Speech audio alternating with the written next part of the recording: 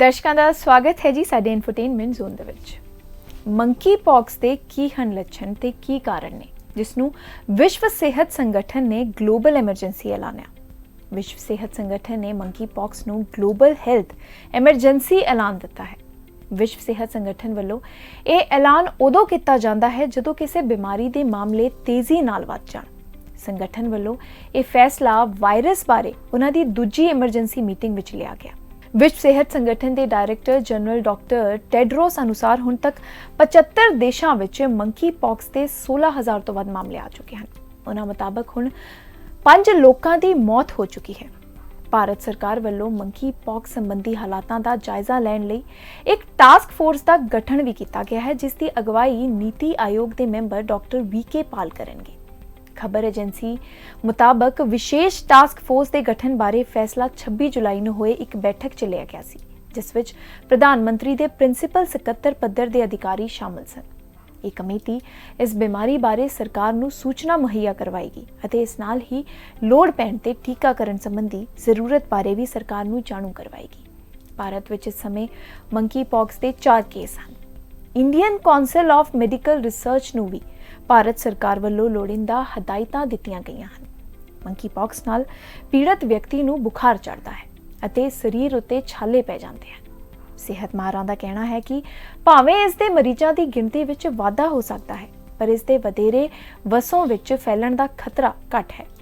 Monkey pox ਜ਼ਿਆਦਾਤਰ ਕੇਂਦਰੀ ਅਤੇ ਪੱਛਮੀ ਅਫਰੀਕਾ ਵਿੱਚ ਪਾਇਆ ਜਾਂਦਾ ਹੈ। ਚਰਚਾ ਵਿੱਚ ਆਈ ਇਹ ਬਿਮਾਰੀ ਕੀ ਹੈ, ਇਸ ਬਾਰੇ ਅਸੀਂ ਇੱਥੇ ਗੱਲ ਕਰਾਂਗੇ। ਮੰਕੀ ਪੌਕਸ ਦੇ ਕੀ ਕਾਰਨ ਹਨ। ਸਭ ਤੋਂ ਪਹਿਲਾਂ ਗੱਲ ਕਰਾਂਗੇ ਅਸੀਂ ਮੰਕੀ ਪੌਕਸ ਦੇ ਕਾਰਨ ਬਾਰੇ। ਮੰਕੀ ਪੌਕਸ ਦਾ ਕਾਰਨ ਇਸੇ ਨਾਮ ਦਾ ਇੱਕ ਵਾਇਰਸ ਹੈ। ਇਹ ਸਮਾਲ ਪੌਕਸ ਵਰਗਾ ਹੀ ਹੈ, ਪਰ ਉਸ ਤੋਂ ਇਸ ਦੀ ਲਾਗ ਘੱਟ ਹੈ ਅਤੇ ਉਸ ਤੋਂ ਘੱਟ ਖਤਰਨਾਕ ਹੁੰਦਾ ਹੈ। ਇਹ ਜ਼ਿਆਦਾਤਰ ਅਫਰੀਕਾ ਦੇ ਇਲਾਕਿਆਂ ਵਿੱਚ ਪਾਇਆ ਜਾਂਦਾ ਹੈ।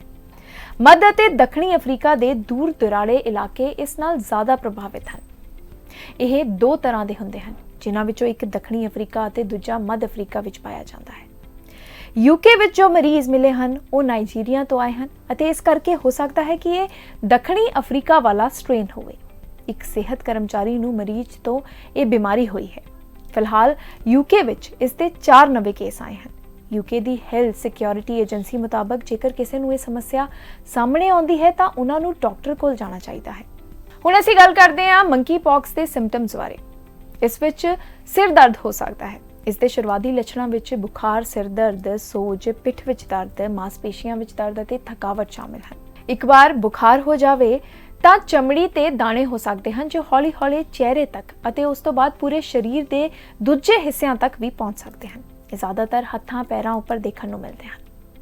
ਇਸ ਵਿੱਚ ਚੇਚਕ ਦੇ ਦਾਣਿਆਂ ਵਰਗੇ ਦਾਣੇ ਨਿਕਲ ਆਉਂਦੇ ਹਨ। ਠੀਕ ਹੋਣ ਤੇ ਇਹ ਛਾਲੇ ਸੁੱਕ ਜਾਂਦੇ ਹਨ। ਠੀਕ ਹੋਣ ਤੋਂ ਬਾਅਦ ਇਸ ਦੇ ਨਿਸ਼ਾਨ ਵੀ ਰਹਿ ਜਾਂਦੇ ਹਨ। ਮੰਕੀ ਪੌਕਸ ਤੋਂ ਹੋਣ ਵਾਲੀ ਲਾਗ ਜ਼ਿਆਦਾਤਰ 2 ਤੋਂ 3 ਹਫ਼ਤੇ ਰਹਿੰਦੀ ਹੈ। ਕਿਹੜੇ ਤਰੀਕੇ ਹਨ ਜਿਨ੍ਹਾਂ ਕਰਕੇ ਇਹ ਬਿਮਾਰੀ ਫੈਲ ਸਕਦੀ ਹੈ। ਕਿਸੇ ਮਰੀਜ਼ ਦੇ ਨਾਲ ਸੰਪਰਕ ਵਿੱਚ ਆਉਣ ਤੇ ਇਹ ਬਿਮਾਰੀ ਹੋ ਸਕਦੀ ਹੈ। ਇਸ ਦੇ ਵਾਇਰਸ ਚਮੜੀ ਉੱਪਰ ਸੱਟ ਰਾਹੀਂ ਸਰੀਰ ਅੰਦਰ ਜਾ ਸਕਦੇ ਹਨ। ਇਹ ਪ੍ਰਭਾਵਿਤ ਜਾਨਵਰ ਜਿਵੇਂ ਬਾਂਦਰ, ਚੂਹੇ ਅਤੇ ਕਾਟੋਆਂ ਤੋਂ ਹੋ ਸਕਦੀ ਹੈ। ਜੇਕਰ ਤੁਹਾਡੇ ਬਿਸਤਰੇ ਜਾਂ ਕੱਪੜਿਆਂ ਵਿੱਚ ਵਾਇਰਸ ਦੇ ਕਣ ਹਨ ਤਾਂ ਵੀ ਤੁਸੀਂ ਪ੍ਰਭਾਵਿਤ ਹੋ ਸਕਦੇ ਹੋ। ਮੰਕੀ ਪੌਕਸ ਕਿੰਨਾ ਕੁ ਖਤਰਨਾਕ ਹੈ। ਵਾਇਰਸ ਦੇ ਜ਼ਿਆਦਾਤਰ ਮਾਮਲੇ ਹਲਕੇ ਹੀ ਹੁੰਦੇ ਹਨ। ਕਈ ਵਾਰ ਤਾਂ ਚਿਕਨ ਪੌਕਸ ਵਰਗੇ ਹੀ ਲੱਗਦੇ ਹਨ ਅਤੇ ਆਪਣੇ ਆਪ ਹੀ ਕੁਝ ਦਿਨਾਂ ਵਿੱਚ ਗਾਇਬ ਹੋ ਜਾਂਦੇ ਹਨ। ਹਾਲਾਂਕਿ ਕਈ ਵਾਰ ਮੰਕੀ ਪੌਕਸ ਗੰਭੀਰ ਵੀ ਹੋ ਸਕਦਾ ਹੈ। ਪੱਛਮੀ ਅਫਰੀਕਾ ਵਿੱਚ ਇਸ ਕਾਰਨ ਕੁਝ ਮੌਤਾਂ ਵੀ ਦਰਜ ਕੀਤੀਆਂ ਗਈਆਂ ਹਨ। ਮੰਕੀ ਪੌਕਸ ਪਹਿਲਾਂ ਬਾਂਦਰਾਂ ਵਿੱਚ ਦੇਖਿਆ ਗਿਆ ਸੀ। ਮੰਕੀ ਪੌਕਸ ਸਭ ਤੋਂ ਪਹਿਲਾਂ ਬੰਦੀ ਬਣਾਏ ਹੋਏ ਬਾਂਦਰਾਂ ਵਿੱਚ ਪਛਾਣਿਆ ਗਿਆ ਸੀ। ਸਾਲ 1970 ਤੋਂ ਬਾਅਦ ਪੱਛਮੀ ਅਫਰੀਕਾ ਦੇ ਸਾਰੇ 10 ਦੇਸ਼ਾਂ ਵਿੱਚ ਇਸ ਦੇ ਮਾਮਲੇ ਸਥਾਨਕ ਬਿਮਾਰੀ ਦੇ ਰੂਪ ਵਿੱਚ ਸਾਹਮਣੇ ਆਏ ਹਨ। ਸਾਲ 2003 ਵਿੱਚ ਅਮਰੀਕਾ ਵਿੱਚ ਇਸ ਦਾ ਆਊਟਬ੍ਰੇਕ ਹੋਇਆ ਸੀ। ਇਹ ਪਹਿਲਾ ਮੌਕਾ ਸੀ ਜਦੋਂ ਅਫਰੀਕਾ ਤੋਂ ਬਾਹਰ ਇਹ ਬਿਮਾਰੀ ਦੇਖੀ ਗਈ। ਮਰੀਜ਼ਾਂ ਨੂੰ ਇਸ ਦੀ ਲਾਗ ਪੈਰੀਆਰੀ ਕੁੱਤਿਆਂ ਤੋਂ ਲੱਗੀ ਸੀ। ਕੁੱਤਿਆਂ ਨੂੰ ਇਹ ਲਾਗ ਅਫਰੀਕਾ ਤੋਂ ਬਰਾਮਦ ਕੀਤੇ ਗਏ ਜਾਨਵਰਾਂ ਤੋਂ ਲੱਗੀ ਸੀ। ਉਸ ਸਮੇਂ 81 ਕੇਸ ਸਾਹਮਣੇ ਆਏ ਸਨ, ਪਰ ਕੋਈ ਮੌਤ ਦਰਜ ਨਹੀਂ ਕੀਤੀ ਗਈ ਸੀ। ਪਹਿਲੇ ਕੇਸ ਮਿਲਣ ਤੋਂ ਲਗਭਗ 40 ਸਾਲ ਬਾਅਦ 2017 ਵਿੱਚ ਨਾਈਜੀਰੀਆ ਨੇ ਇਸ ਦਾ ਸਭ ਤੋਂ ਵੱਡਾ ਫੁਟਾਓ ਦੇਖਿਆ। ਉਸ ਸਮੇਂ ਮੰਕੀ ਪੌਕਸ ਦੇ 172 ਸ਼ੱਕੀ ਕੇਸ ਸਨ, ਜਿਨ੍ਹਾਂ ਵਿੱਚ 75% ਪੁਰਸ਼ ਸਨ, ਜਿਨ੍ਹਾਂ ਦੀ ਉਮਰ 21 ਤੋਂ 40 ਸਾਲ ਸੀ। ਇਹ ਦੱਸਣਯੋਗ ਹੈ ਕਿ ਮੰਕੀ ਪੌਕਸ ਦੇ ਇਲਾਜ ਵਿੱਚ ਸਮਾਲ ਪੌਕਸ ਦੀ ਵੈਕਸੀਨ ਕੰਮ ਆ ਸਕਦੀ ਹੈ। ਮੰਕੀ ਪੌਕਸ ਦਾ ਫਿਲਹਾਲ ਕੋਈ ਇਲਾਜ ਨਹੀਂ ਹੈ। ਹਾਂ, ਲਾਗ ਨੂੰ ਫੈਲਣ ਤੋਂ ਰੋਕ ਕੇ ਬਿਮਾਰੀ ਨੂੰ ਫੈਲਣ ਤੋਂ ਰੋਕਿਆ ਜਾ ਸਕਦਾ ਹੈ। ਸਮਾਲ ਪੌਕਸ ਦੀ ਵੈਕਸੀਨ ਮੰਕੀ ਪੌਕਸ ਲਈ 85% ਕਾਰਗਰ ਪਾਈ ਗਈ ਹੈ। ਕਈ ਵਾਰ ਇਸ ਦੀ ਵਰਤੋਂ ਕੀਤੀ ਜਾਂਦੀ ਹੈ। ਕੀ ਲੋਕਾਂ ਨੂੰ ਵਾਕਈ ਡਰਨਾ ਚਾਹੀਦਾ ਹੈ? ਇੰਗਲੈਂਡ ਦੇ ਮੈਲੀਕਿਊਲਰ ਨੌਟਿਕਮ ਯੂਨੀਵਰਸਿਟੀ ਵਿੱਚ ਵਾਇਰੋਲੋਜੀ ਦੇ ਪ੍ਰੋਫੈਸਰ ਜੌਨਥਨ ਬਾਲ ਨੇ ਇੰਗਲੈਂਡ ਵਿੱਚ ਇਸ ਦੇ ਸਥਿਤੀ ਦੇ ਹਵਾਲੇ ਨਾਲ ਦੱਸਿਆ ਕਿ ਜਿਨ੍ਹਾਂ ਨੂੰ ਸ਼ੁਰੂਆਤ ਵਿੱਚ ਮੰਕੀ ਪੌਕਸ ਦੀ ਲਾਗ ਹੋਈ ਸੀ, ਉਹਨਾਂ ਦੇ ਸੰਪਰਕ ਵਿੱਚ ਆਉਣ ਵਾਲੀਆਂ 50 ਜਣਿਆਂ ਵਿੱਚੋਂ ਸਿਰਫ ਇੱਕ ਜਣੇ ਨੂੰ ਲਾਗ ਹੋਈ ਹੈ। ਇਹ ਦਰਸਾਉਂਦਾ ਹੈ ਕਿ ਲਾਗ ਕਿੰਨੀ ਕਮਜ਼ੋਰ ਹੈ। ਪਬਲਿਕ ਹੈਲਥ ਇੰਗਲੈਂਡ ਵਿੱਚ ਨੈਸ਼ਨਲ ਇਨਫੈਕਸ਼ਨ ਸਰਵਿਸ ਦੇ ਡਿਪਟੀ ਡਾਇਰੈਕਟਰ ਡਾਕਟਰ ਨਿਕ ਫਿਨ ਮੁਤਾਬਕ ਇਸ ਗੱਲ ਤੇ ਜ਼ੋਰ ਦੇਣਾ ਅਹਿਮ ਹੈ ਕਿ ਮੰਕੀ ਪੌਕਸ ਮਨੁੱਖਾਂ ਵਿੱਚ ਇੰਨੀ ਸੌਖੀ ਤਰ੍ਹਾਂ ਨਹੀਂ ਫੈਲਦਾ ਹੈ। ਇਸ ਲਈ ਜਨਤਾ ਦੀ ਸਿਹਤ ਨੂੰ ਖਤਰਾ ਘੱਟ ਹੈ। ਸੋ ਇਹੋ ਜੀ ਜ਼ਰੂਰੀ ਜਾਣਕਾਰੀ ਲਈ ਜੁੜੇ ਰਹੋ ਸਾਡੇ ਚੈਨਲ ਦੇ ਨਾਲ। ਸਤਿ ਸ਼੍ਰੀ ਅਕਾਲ।